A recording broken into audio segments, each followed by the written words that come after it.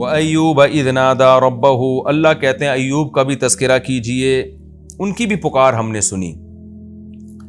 اذ نادیٰ ربہ، جب انہوں نے اپنے رب کو پکارا، انی مسنی الضر، اے اللہ مجھے بیماری پہنچی ہے، وانت ارحم الراحمین، تو رحم کرنے والوں میں سب سے زیادہ رحم کرنے والا ہے۔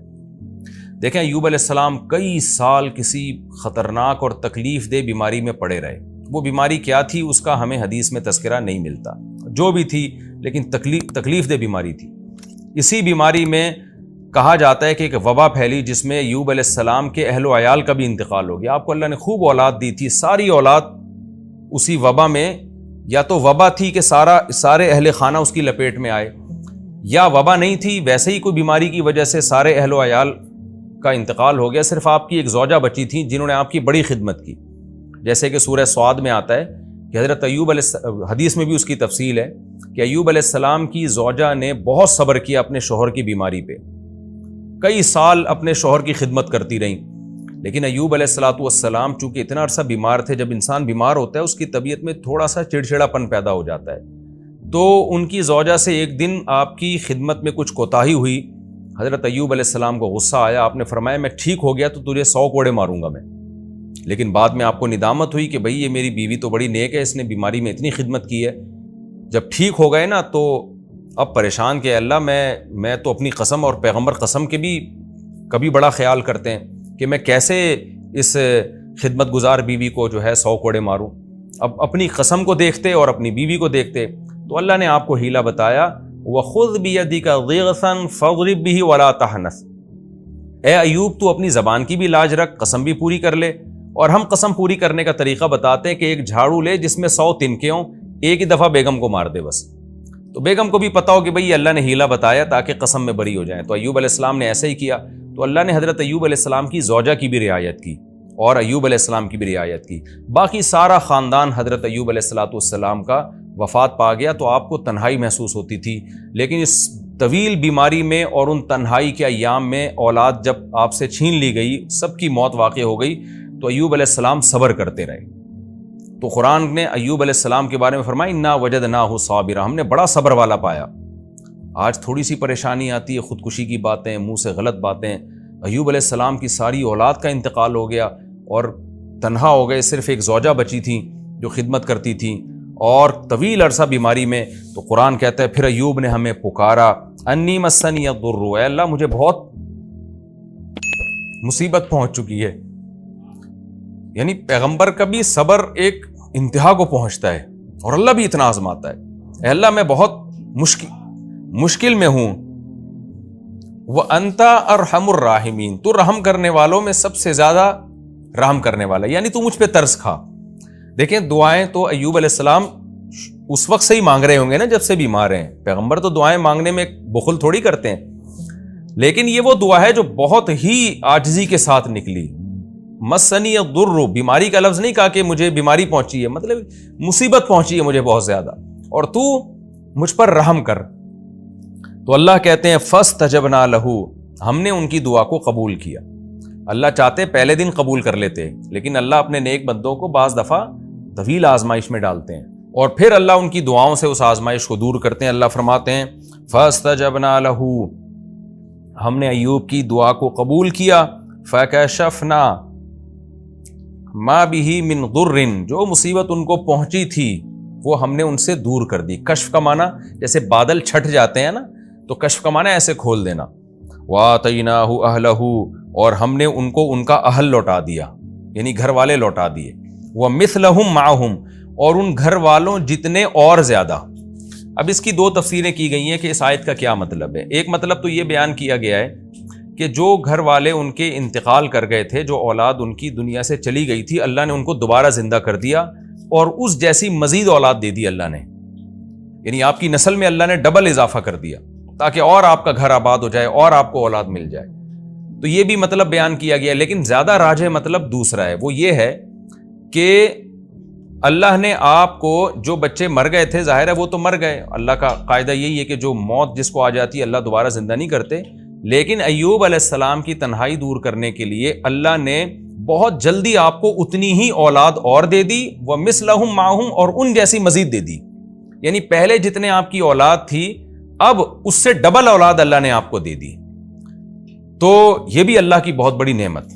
اس سے بھی آپ اندازہ لگائیں تو کہ اللہ تعالیٰ تو خاندان کے بڑے ہونے کو بہت بڑی نعمت قرار دے رہا ہے, اولاد کے دگنے ہونے کو اور زیادہ اولاد ہونے کو اتنی بڑی نعمت قرار دے رہا ہے کہ ایوب علیہ السلام کی اللہ نے ایسے پکار سنی کہ ان کے اہل چھین لیے تو اللہ نے اور زیادہ اولاد آپ کو دے دی. اور آج فیملی پلاننگ والے کیسا دماغ خراب کیا ہوا انسانوں کا, اور ہمارے پڑھا لکھا طبقہ کیسا فطرت کا باغی ہو گیا اور ان نعروں سے کتنا متاثر ہے, اور اپنے گھروں کو ان لوگوں نے نسل روک کے کیسا بے رونق کر دیا ہے. میں بار بار جب جاتا ہوں نا مالداروں کے گھروں میں, جب بھی میں جاتا ہوں مالداروں کے گھروں میں اور بڑے بڑے بنگلے دیکھتا ہوں اور دیکھتا ہوں ان کے ایک آدھ سے زیادہ بچہ نہیں ہے, تو مجھے بار بار یہ آیت یاد آتی ہے, نسوا اللہ فانساہم انفسہم. یہ اللہ کو بھول گئے, اللہ نے ان کو اپنے فائدے کی چیزیں بھلا دی. تو ان کے گھروں کی رونقیں ختم ہو گئی, محبتیں ختم ہو گئی نسل روک روک کے. بس ایک ہی چیز دماغ میں خناس بھر گیا ہے کہ پیسہ پیسہ پیسہ پیسہ پیسہ, نسل روکو تاکہ پیسہ بچاؤ ورنہ بھوکے مر جائیں گے. تو اس کا عذاب ان کے اوپر یہ آیا ہے کہ نہ ان کے داماد ہوتے ہیں, نہ ان کی بہویں ہوتی ہیں, نہ بڑھاپے میں ان کے پوتے نواسے ہوتے ہیں, بس ایک آدھ بچہ اور ہزار ہزار گز کے بنگلے اور دیواریں ان کو کھا رہی ہوتی ہیں. تو یہ اللہ نے کتنا بڑا فضل کیا کہ ہمیں اسلام کی نعمت دی اور ہمیں ہدایت دے دی تاکہ ہم ان مغرب کے ان زہریلے نعروں سے متاثر نہ ہوں. یہ بڑے زہریلے نعرے ہیں جو بڑے میٹھے شیرے میں رکھ کے نا لالی پاپ ہمیں دی جا رہی ہے, اور یہ بتایا جا رہا ہے کہ یہ تمہارے فائدے کی چیزیں. حقیقت میں اس سے آپ کا خاندان تباہ ہو رہا ہے, آپ کی محبتیں تباہ ہو رہی ہیں. تو ایوب علیہ السلام کے پر اللہ نے کتنا بڑا احسان کیا. اللہ کہتے ہیں ہم نے مزید اولاد بھی دی اور اس سے جتنی تھی اس کا ڈبل کر کے دے دی ہم نے اولاد. آگے اللہ فرماتے ہیں وَآتَيْنَاهُ أَهْلَهُ وَمِثْلَهُمْ مَعَهُمْ رَحْمَةً مِّنْ عِنْدِنَا. یہ سب کام ہم نے اس لیے کہ اپنی طرف سے رحمت کرتے ہوئے, کیونکہ ایوب نے کہا تھا اے اللہ تو ارحم الراحمین ہے. تو ایک عام شخص جب رحم کرتا ہے تو زیادہ وہ رحم یہ کرتا ہے کہ تکلیف دور کر دے گا آپ کو, لیکن اللہ جب رحم کرتا ہے تو صرف تکلیف دور نہیں کرتا بلکہ اس مزید نعمتیں دے کے اس کی تلافی بھی کر دیتا ہے. آگے اللہ فرماتے ہیں ہم نے یہ رحمت کے لیے کیا. وَذِكْرَى لِلْعَابِدِينَ. اور جو ہمارے عبادت کرنے والے غلامی کرنے والے لوگ ہیں ان کی نصیحت کے لیے ہم نے یہ کام کیا. ذکرہ کا معنی نصیحت, تاکہ ایوب علیہ السلام کا واقعہ جب وہ پڑھیں تو جو ہمارے عبادت گزار فرمانبردار لوگ ہیں انہیں نصیحت ہو جائے کہ دیکھو خدا آزماتا ہے, اگر اس آزمائش میں آپ نے صبر کیا تو کیسی نعمتیں اللہ نیک لوگوں کو دیتا ہے, تاکہ ان کو ہمیشہ کے لیے نصیحت ہو جائے. آگے اللہ فرماتے ہیں وَإِسْمَاعِيلَ وَإِدْرِيسَ وَذَا الْكِفْلِ. اور آپ اسماعیل, ادریس اور ذو الکفل کا بھی تذکرہ کیجیے. حضرت ذو الکفل کے بارے میں صحیح احادیث میں ہمیں زیادہ معلومات نہیں ملتی, بس اتنا ہے کہ قرآن کے سیاق و سباق سے پتہ چلتا ہے کہ یہ بھی کوئی پیغمبر تھے.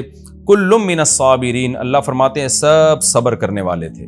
اسماعیل علیہ السلام کا صبر تو مشہور ہے کہ کیسے ان کی گردن پہ چھری رکھی, انہوں نے کہا صبر کروں گا میں. ادریس علیہ السلام بھی صبر والے پیغمبر تھے, اس کی تفصیل ہمیں نہیں ملتی احادیث اور قرآن میں. اور ذوالکفل بھی صبر والے پیغمبر تھے, کیا صبر کیا ہمیں نہیں ملتا, لیکن اتنی بات ہے کہ ان سب نے صبر کیا. اللہ فرماتے ہیں کل من الصابرین. یہ سب صبر کرنے والے لوگ تھے. وادخلناہم فی رحمتنا. ان سب کو ہم نے اپنی رحمت میں داخل کیا. انہم من الصالحین. یہ سب کے سب نیک لوگوں میں سے تھے. وذنونی. اچھا, اللہ حضرت یونس کا تذکرہ ان سے الگ کر رہے ہیں کیونکہ ان سے ایک ایسا کام ہوا جو بظاہر بے صبری کا تھا, اس لیے اللہ نے ان کا الگ تذکرہ کیا. وہ کیا تذکرہ ہے کہ یونس علیہ السلام جب اپنی قوم کی تبلیغ کرتے کرتے تھک گئے اور ان کو لگا کہ اب اس قوم پر اللہ کا عذاب آئے گا تو کہیں میں بھی عذاب میں نہ پکڑا جاؤں, تو حضرت یونس علیہ السلام اللہ سے پرمیشن لیے بغیر قوم کو چھوڑ کے چلے گئے. اللہ تعالیٰ کو اس بات پہ ناراضی ہوئی کہ میرے پیغمبر نے مجھ سے پوچھے بغیر قوم کو کیوں چھوڑ دیا, کیونکہ اللہ کے علم میں یہ بات تھی کہ جب اس قوم پر عذاب آنے لگے گا نا تو یہ عام قوموں کی طرح اترائے گی نہیں. دیکھیں قوم عاد, قوم سمود اور دوسری قوموں پہ جب عذاب آیا تو عذاب دیکھ کے بھی مذاق اڑاتے تھے. وہ ھذا عارض ممطرنا. پیغمبر نے کہا کہ بھئی یہ بادل آ رہے ہیں پتھر برسیں گے, تو انہوں نے کہا نہیں بادل جب آتے ہیں بارش برستی ہے, پتھر نہیں برستے. پھر پیغمبر کہہ رہے ہیں کہ یہ وہ عذاب ہے جس کی تم جلدی کرتے تھے, تو پھر بھی قوم عاد اور قوم سمود کو عبرت نہیں ہوئی. لیکن یونس علیہ السلام کی قوم وہ خوش قسمت قوم تھی کہ جب انہوں نے عذاب آتا دیکھا نا بادل تو وہ ڈر گئے. ان کو لگا کہ بھئی یہ خدا کا عذاب ہے. یونس علیہ السلام نے کہا تھا اور وہ ہم علاقہ بھی چھوڑ کے چلے گئے, اب تو واقعی عذاب آ رہا ہے. تو فوراً وہ توبہ کرنے لگے, پوری قوم گڑ گڑانے لگی. تو اللہ کے علم میں چونکہ یہ بات پہلے سے تھی کہ یہ قوم ہدایت پا جائے گی، ایمان لے آئے گی، تو اس لیے اللہ تعالیٰ کو یونس علیہ السلام کا قوم کو ایسے چھوڑ کے جانا پسند نہیں آیا۔ لیکن یونس علیہ السلام کا مقصد خدا کی نافرمانی نہیں تھی، یونس علیہ السلام پر اللہ کے خوف کا غلبہ تھا، اللہ کی خشیت کا غلبہ تھا۔ حالانکہ آپ کو پتا تھا کہ اللہ پیغمبروں کو عذاب نہیں دیتا، لیکن اللہ کا خوف، اللہ کا جلال، اللہ کا عذاب ایسی چیز ہے کہ پیغمبر، جیسے حدیث میں آتا ہے نا، جب ذرا سی بارش تیز یعنی بادل آتے، ہوائیں چلتی، ہمارے نبی پر ایک خوف طاری ہو جایا کرتا تھا۔ تو یونس علیہ السلام کا بھی معاملہ ایسے ہوا۔ وَذَنُّونِ، اللہ فرماتے ہیں نون والے مچھلی والے کا بھی تذکرہ کریں، اِذ ذَهَبَ مُغَاضِبًا، جب وہ غضبناک ہو کے گیا، کس سے غضبناک ہوا؟ قوم سے۔ فَظَنَّ، اور وہ یہ سمجھ بیٹھا، أَلَّن نَّقْدِرَ عَلَيْهِ، کہ ہمیں یونس پر قدرت ہی نہیں ہے۔ دیکھیں یہ قرآن کی بلاغت ہے، یہاں لفظی ترجمہ تو یہ ہوگا کہ یونس یہ سمجھے کہ ہمیں اللہ کو ان پر قدرت ہی نہیں ہے، حالانکہ پیغمبر یہ سمجھ ہی نہیں سکتے نا، تو یہ بلاغت ہے۔ یہ ہم عام محاوروں میں بھی استعمال کرتے ہیں کہ جب کوئی شخص یہ سمجھتا ہے نا کہ فلاں مجھے عذاب ہی نہیں دے گا، تکلیف ہی نہیں دے گا، تو ہم کہتے ہیں کہ یہ سمجھتا ہے کہ گویا اس کو اس پہ قدرت ہی نہیں ہے۔ تو اس سے مقصد یہ نہیں ہوتا کہ قدرت نہیں ہے، مقصد یہ ہوتا ہے جس کو قدرت ہوتی ہے تو وہ سزا بھی دیتا ہے، تو جس کو قدرت نہیں ہوتی وہ سزا نہیں دیتا۔ تو اصل مقصد قرآن کے بیان کرنے کا یہ ہے کہ یونس علیہ السلام یہ سمجھے کہ اللہ آپ کو اس غلطی پہ، اس مسٹیک پہ سزا نہیں دے گا، تو اس کو قرآن نے بلاغتاً یوں تعبیر کیا کہ یونس یہ سمجھے کہ اللہ کو آپ پر قدرت ہی نہیں ہے، تو یہ بلاغت ہے۔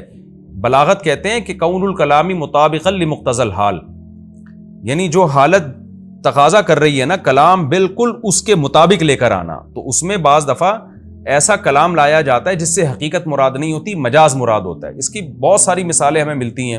ہم بات بات پہ کہتے ہیں میں تمہاری ٹانگیں توڑ دوں گا، میں تمہیں مار دوں گا، حالانکہ اس سے حقیقت مراد نہیں ہوتی۔ اور حدیث میں بھی یہ ملتا ہے، نبی صلی اللہ علیہ وسلم نے بعض دفعہ صحابی سے فرمایا ثقلت کا امک، تمہاری ماں تمہیں روئے، تم کیسا کام کر رہے ہو، یعنی تم گم ہو جاؤ اور تمہاری ماں تمہیں روئے۔ حالانکہ نبی کسی کو بد دعا نہیں دے سکتے کہ تم گم ہو جاؤ اور تمہاری ماں تمہیں یاد کر کر کے روئے، تو یہ محاورے ہوتے ہیں، اس سے حقیقت مراد نہیں ہوتی، یہاں ہر کلام میں ہوتے ہیں یہ۔ تو قرآن بھی چونکہ عربی زبان میں نازل ہوا تو وہی محاورے اس میں استعمال ہوئے جو عربی میں استعمال ہوتے تھے۔ تو قرآن کہتا ہے فَظَنَّ أَن لَّن نَّقْدِرَ عَلَيْهِ، یونس یہ سمجھے کہ ہمیں یونس پر قدرت ہی نہیں ہے اور ہماری پکڑ سے وہ بچ نکلیں گے، حالانکہ ایسا نہیں ہے، لیکن بچ نہ نکلے اور بالآخر مچھلی کے پیٹ میں چلے گئے۔ فَنَادَىٰ فِي الظُّلُمَاتِ، اندھیروں میں پھر یونس نے ہمیں پکارا۔ یونس علیہ السلام جب فرار ہوئے نا اور سمندر کے راستے کشتی میں بیٹھے تو آگے جا کے بھنور آیا اور کشتی ڈوبنے لگی، تو کشتی کے ملاح نے کہا کہ بھئی ایک شخص کو کشتی سے نکلنا پڑے گا تاکہ کشتی کا وزن ہلکا ہو، اور کوئی ایسا شخص ہے جو اپنے مالک کی پرمیشن کے بغیر آیا ہے۔ یونس علیہ السلام کو احساس ہو گیا کہ بھئی میں اللہ کی مرضی کے بغیر آیا ہوں، تو یہ میرے ہی لیے ہوا ہے یہ سب کچھ۔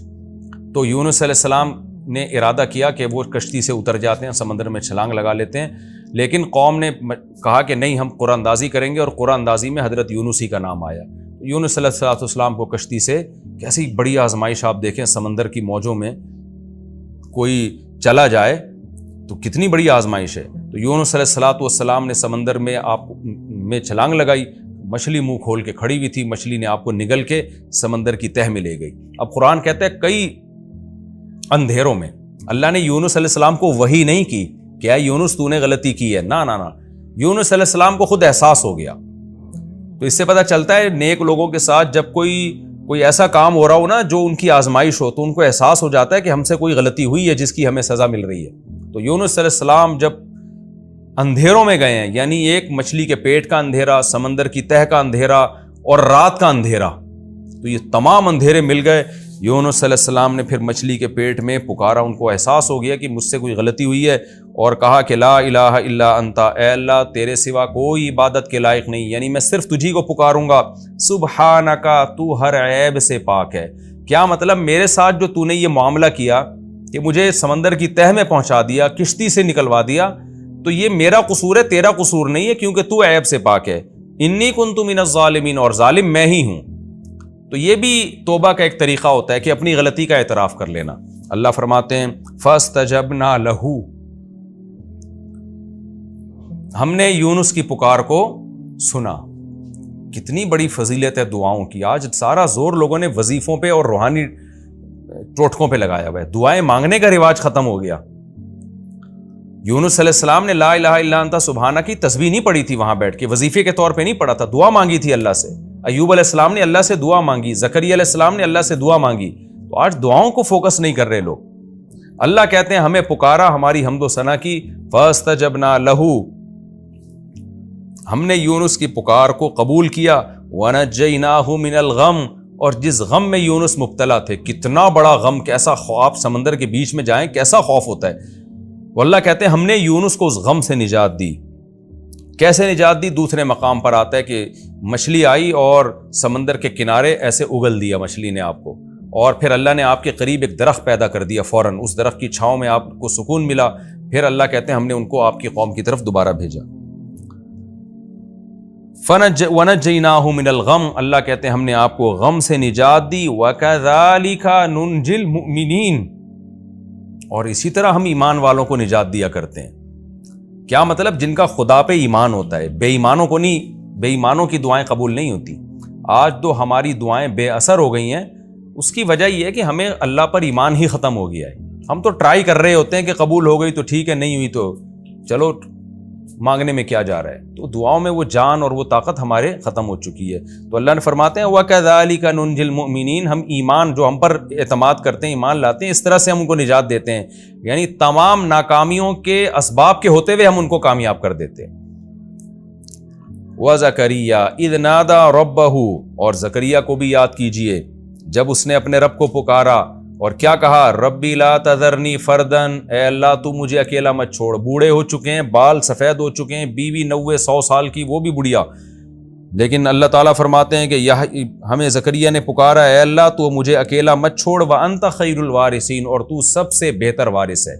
یعنی اصل میں تو میرا وارث تو ہی ہے۔ وارث کا مطلب سب کے جانے کے بعد جو رہتا ہے وہ تو ہی رہتا ہے، لیکن میں چاہتا ہوں کہ دنیا کے لحاظ سے بھی میرا کوئی وارث بنے، میری کوئی اولاد بنے جو کہ باپ کی وارث ہوتی ہے۔ یعنی میں جو وارث چاہ رہا ہوں تو یہ مطلب نہیں ہے کہ میں تجھے وارث نہیں سمجھتا، اصل وارث تو ہی ہے، لیکن دنیا کے لحاظ سے مجھے وارث چاہیے، لہذا مجھے اکیلا مت چھوڑ۔ فاستجبنا لہ، اللہ کہتے ہیں ہم نے آپ کی پکار کو سنا، ووہبنا لہ یحییٰ، اور ہم نے آپ کو یحییٰ ہبہ کیے، گفٹ میں دیے، وَأَصْلَحْنَا لَهُ زَوْجًا، اور زکریا کے لیے ان کی زوجہ، زوج سے مراد ان کی بیوی ہے، اور ہو کے ضمیر حضرت زکریا کی طرف لوٹ رہی ہے۔